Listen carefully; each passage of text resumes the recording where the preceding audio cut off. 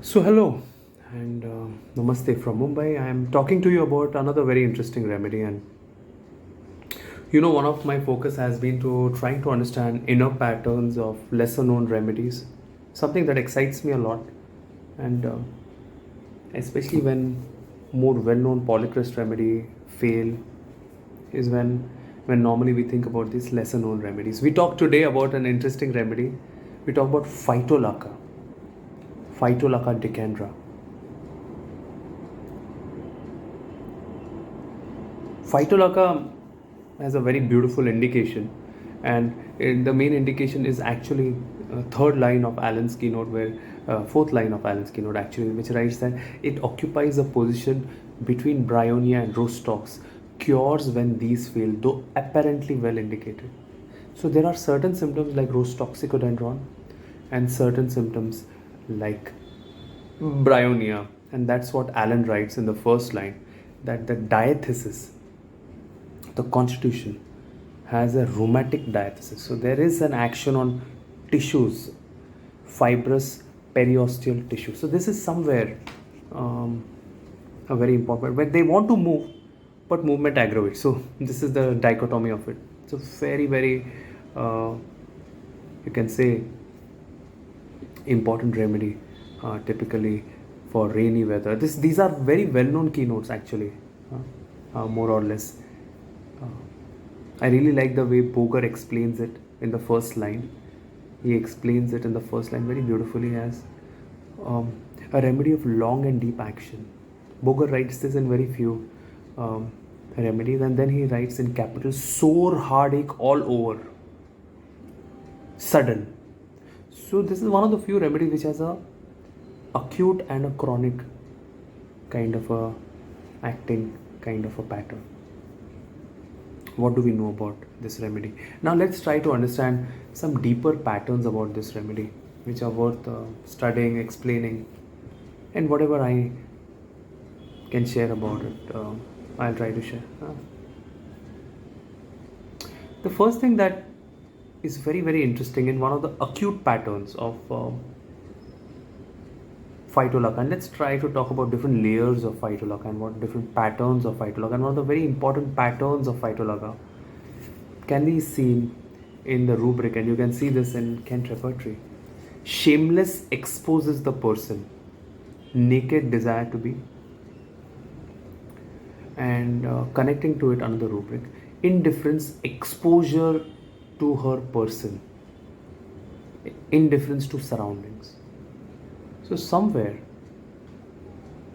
what you will see about Phytolacca is this kind of pattern of a little shamelessness, indifference, and exposing the problems very quickly, openly to the physician or to people in and around. This can be understood. Naked desire to be is directly wants to be naked, but it also shows a kind of indifference towards their problem, because what is written is very beautiful actually in Nair repertory, which is actually built on herring guiding symptoms. And what's written, very interesting, is written, and you have to read these rubrics together. Indifference, exposure to person, indifference to her surroundings, and very beautifully, devoid of shame. Nair repertory, single rubrics. I'm telling you all single drug rubrics. It's very interesting. But let's try to understand it further. And it writes indifference to her surrounding in sore throat. And then it's written motion sad in sore throat, and then it required desired wish to be killed in sore throat. So we are talking about cases which have very deep pathological throat related pathology. We could think about cases of throat cancer, we can think about cases of breast cancer, we can think about very deep autoimmune disorders where there is so much of pain. Now they just say, okay, just kill me, just do this to me now, let me just get rid of it. That's the pattern. This is not the hyoscyamus sexuality, because nowhere in Phytolacca there is a concomitant pattern of amorousness. the lewdness that is there in hyoscyamus. So this is where we need to understand connection of patterns. Mania with chills at night, single remedy, okay. Phytolacca. Depressed in syphilis, only 2 remedies. Depressed in worse in rheumatism in rain. So death longing for in mastitis, single remedy. Death longing for vomiting of blood and slime in. So these are all single drug rubrics of Nair repertory which I am reading out to you. So this is a very interesting kind of pattern that you will see about Phytolacca. What are some more patterns which I want to talk to you about? Let's see. Held desire to be held. Okay. Connected to this. Attention seeking, attended desire to be.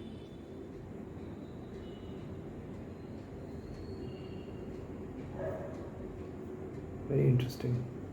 So they are also kind of people who want attention, who want to be held. So this is another kind of clinging kind of nature which is also there in Phytolacca. Again, something we normally don't directly connect Phytolacca with.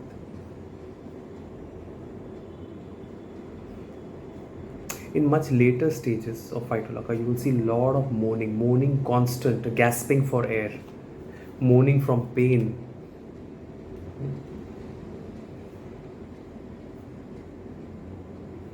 And then there is a very interesting pattern that Allen speak about.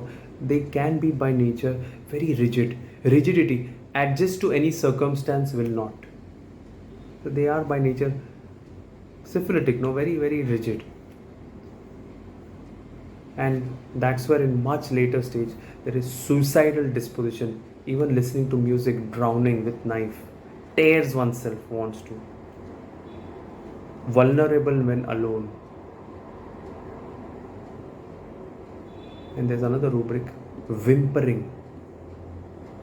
Whimpering is kind of complaining, moaning and crying as a last stage of pain. So, and that's why it's a very death-like syphilitic remedy, is Phytolacca decandra.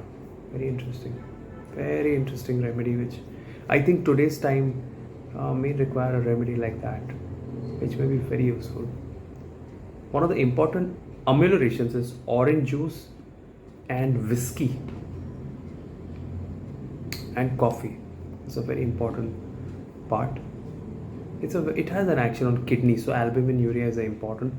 It's one of the main remedies for breast mastitis, breast tumors, bone tumors. Clark gives single remedy, and that's why Dr. Sarkar uses this remedy for along with mesareum, Hecla lava and mercury for bone metastasis. Eustachian tube affection, Clark gives. Gonorrheal rheumatism and hearing altered, fatty liver, panophthalmitis, Clark gives one. Remember, Hepar sulf is given by Phatak. You must have seen one of the cases by that. Throat affection, very deep throat affections, and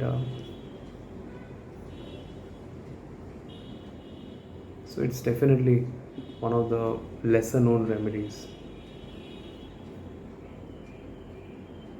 that you will think about. Burnett shows a very beautiful case of a very deep fistula that he once treated with Phytolacca, and he also explains a very, very beautiful case of angina pectoris treated with Phytolacca.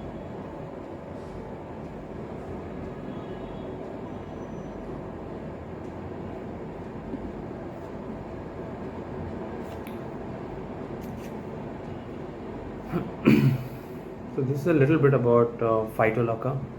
The last thing I want to tell you is electric shock like pains and rapidly shifting pain. This will be a very important concomitant for me in Phytolacca. I think that's about it about Phytolacca. With this, I think most of the patterns of Phytolacca you will see.